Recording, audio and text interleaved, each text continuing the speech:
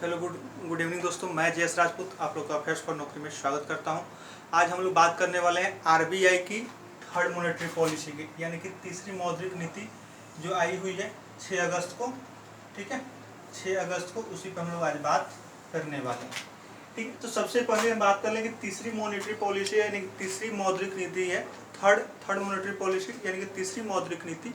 तो यहाँ पे एक किसके द्वारा बनाया जाता है? फर्स्ट क्वेश्चन, मॉनेटरी पॉलिसी कौन बनाता है? तो ये आरबीआई द्वारा बनाया जाता है। ठीक है, यह एक ऐसी पॉलिसी होती है, एक ऐसी नीति होती है जिसके माध्यम से आरबीआई क्या करती है? मार्केट के इन्फ्लेशन को कंट्रोल करने की कोशिश करती है। तो यहाँ से एक और क्वेश्चन बनता है कि बाजार की इन्फ्लेशन को या मुद्रास्फीति को कंट्रोल करने के लिए आरबीआई द्वारा कौन सी नीति बनाई जाती है? तो आपका आंसर क्या होगा? मौद्रिक नीति या मॉनेटरी पॉलिसी। नेक्स्ट हम लोग बात करेंगे कि क्या आरबीआई जो मॉनेटरी पॉलिसी बनाती है इसके लिए स्पेशल अलग से कमेटी है या डायरेक्ट आरबीआई के जो पैनल में 20 मेंबर होते हैं वही लोग बनाते हैं। ठीक है, तो हम लोग बात करने वाले हैं क्या कि उसकी एक पैनल होती है कि नहीं होती है। तो उसका एक पैनल होता है जिसमें 6 मेंबर होते हैं, जिसको हम लोग एमपीसी के नाम से जानते हैं। ठीक है, मॉनेटरी पॉलिसी कमेटी के नाम से जानते हैं। तो फर्स्ट ऑफ ऑल एक और बात हम लोग देख लें कि 6 अगस्त 2020 को तीसरी एमपीआर यानी कि मॉनेटरी पॉलिसी रिपोर्ट आई। ठीक है, यानी कि तीसरी कब आई? 6 अगस्त को। अब देखिए कि जो मॉनेटरी पॉलिसी का जो सेशन शुरू होता है यानी कि 1-2 नंबर शुरू कब से होता है? 1 अप्रैल से। ठीक है, भारत का वित्तीय वर्ष भी शुरू होता है 1 अप्रैल से और उसी के आधार पे मॉनेटरी पॉलिसी का भी शुरू होता है 1 अप्रैल से। ठीक है, तो यह तीसरी है। तो यहाँ हम लोग बात करने वाले हैं कि थर्ड मॉनेटरी पॉलिसी कब आई थी? तो 6 अगस्त 2020 को। तो ये क्वेश्चन तो नहीं पूछा जाएगा, बट इंटरव्यू वगैरह में आपको कंफ्यूज करने के लिए पूछा जा सकता है कि तीसरी मौद्रिक नीति कब आई थी, पांचवी कब आई थी, पहली कब आई थी। ठीक है, या पहली मॉनेटरी पॉलिसी रिपोर्ट कब आती है, तो ये आपसे पूछा जा सकता है। चलिए नेक्स्ट हम लोग बात करेंगे। तो इसके लिए क्या हमने बात किया था कि इसके लिए एक स्पेशल कमेटी है जिसको हम लोग क्या कहते हैं? Monetary policy committee, short form में एमपीसी पूछा जाता है। बहुत बच्चों को पता भी नहीं रहता है कि एमपीसी क्या होता है। ठीक है, तो मॉनेटरी पॉलिसी कमेटी। ठीक है, तो इसको monetary policy committee responsible for benchmarking of interest rates in India, यानी कि भारत में जो भी इंटरेस्ट रेट्स वगैरह लगेंगे उसके जिम्मेवार कौन होता है?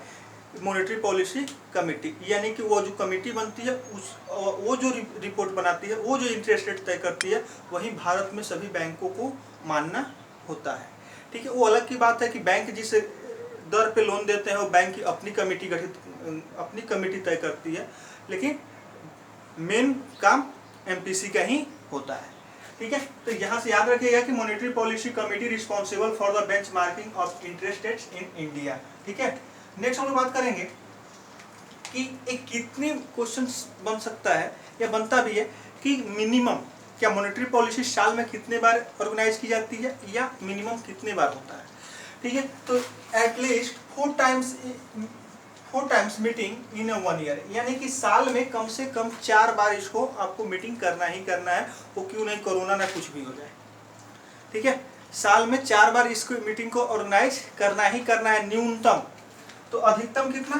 तो ये होता है आपको बायो मंथली रिपोर्ट होता है, यानी कि प्रत्येक 2 महीने पे इसका रिपोर्ट तैयार करना होता है, जैसे कि अप्रैल में, जून में, अगस्त में, अक्टूबर में और फिर उधर दिसंबर में, फिर फरवरी में। इस तरह से इट हैज 6 मेंबर्स। अब बात आती है कि मॉनेटरी पॉलिसी में मेंबर कितने होते हैं। तो इसमें 6 मेंबर होते हैं, जिसमें से 3 मेंबर आपको आरबीआई द्वारा यानी कि आरबीआई से होते हैं, एक गवर्नर और 2 डिप्टी गवर्नर होते हैं। ठीक है, और 3 मेंबर जो है गवर्नमेंट ऑफ इंडिया से आते हैं। ठीक है, और मॉनेटरी पॉलिसी का गठन कब हुआ था?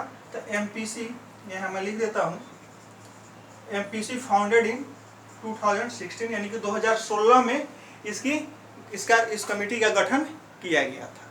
ठीक है, तो अब बात करेंगे कि कमेटी तो गठित हो गई, इससे तो आपको क्वेश्चन मेरे ख्याल से बन जाएगा। अब बात करते हैं कि कमेटी किसमें परिवर्तन करती है और किसमें परिवर्तन नहीं करती है। ठीक है, तो जो इनकी इंटरेस्ट रेट होते हैं उसमें सबसे ज्यादा इफेक्ट पड़ता है रेपो रेट का और रिवर्स रेपो रेट का। तो हम लोग उसको थोड़ा सा बात करेंगे, उसके बाद उसके रेट को बात करेंगे।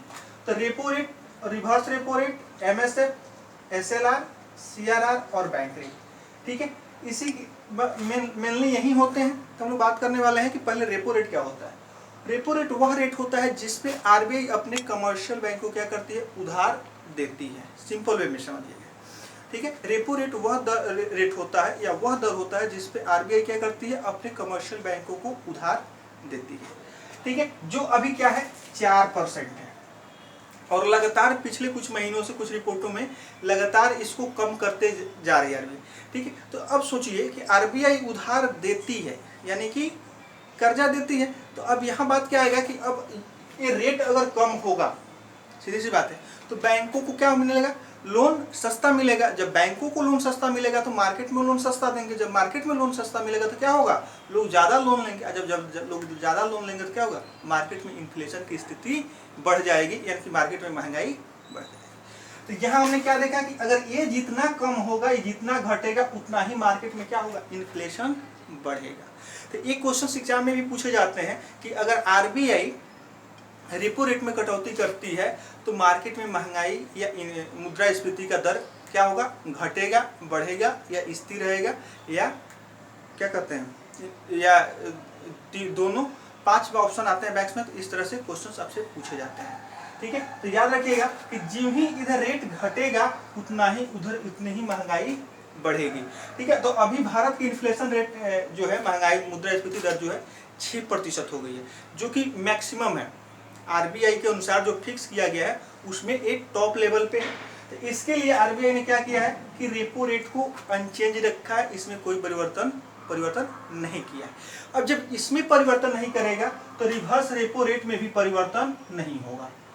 आई बात समझ में। तो रिवर्स रेपो रेट क्या होता है, वैसा दर जिसपे कमर्शियल बैंक आरबीआई के पास अपने अतिरिक्त धन को क्या करते हैं, जमा करते हैं, ठीक है। और उन पे क्या मिलता है, आरबीआई द्वारा इंटरेस्ट दिया जाता है, ठीक है। दूसरे भाषा में समझने के लिए कि वह दर जिस पे आरबीआई कमर्शियल बैंकों से लोन लेती है उसको हम लोग रिवर्स रेपो रेट कहते हैं, ठीक है। जो कितना है अभी 3.35%, ठीक है।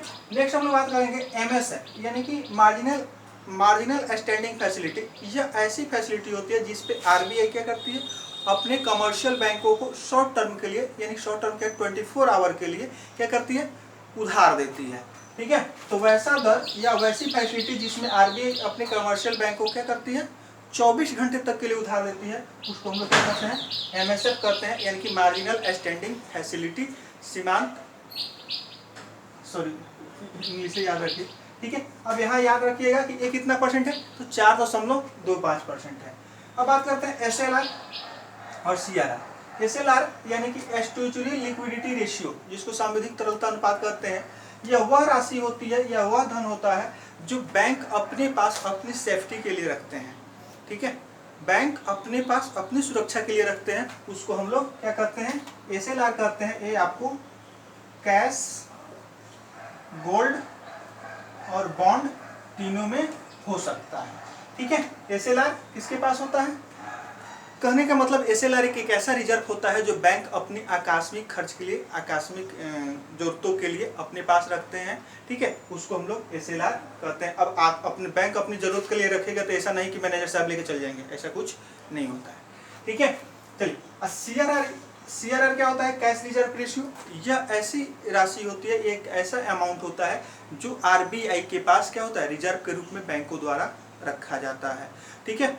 रिजर्व के रूप में बैंकों द्वारा आरबीआई के पास रखा जाता है तो सीआरआर, अपने पास रखा जाता है तो एसएलआर, ठीक है। जो अभी कितना है, 3% है, ठीक है। अब बात करते हैं कि बैंक रेट, यानी कि वैसा दर जिस पे आरबीआई अपने कमर्शियल बैंकों को लॉन्ग टर्म के लिए, यानी कि लॉन्ग टर्म मतलब 90 डेज से ज़्यादा के लिए लोन देती है, ठीक है। तो वैसे दर को हम लोग क्या करते हैं, वैसे दर को हम लोग बैंक दर या बैंक रेट कहते हैं, जो अभी कितना है 4.25% है। अगर इसमें किसी में भी अगर वृद्धि किया जाएगा तो मार्केट में कैश की स्थिति क्या होगी, कम होगी। अगर किसी में भी कमी किया जाएगा तो मार्केट में कैश की स्थिति क्या होगी, बढ़ेगी, ठीक है। तो मार्केट में जब कैश की स्थिति बढ़ेगी यानी कैश बढ़ेगा तो क्या होगा, इन्फ्लेशन की स्थिति होगी। और जब इन्फ्लेशन होगा तो क्या होगा, उसको महंगाई कहा जाता है, ठीक है, तो इसमें कुछ खास नहीं था, हम लोग को आज इतना ही डिस्कस करना था।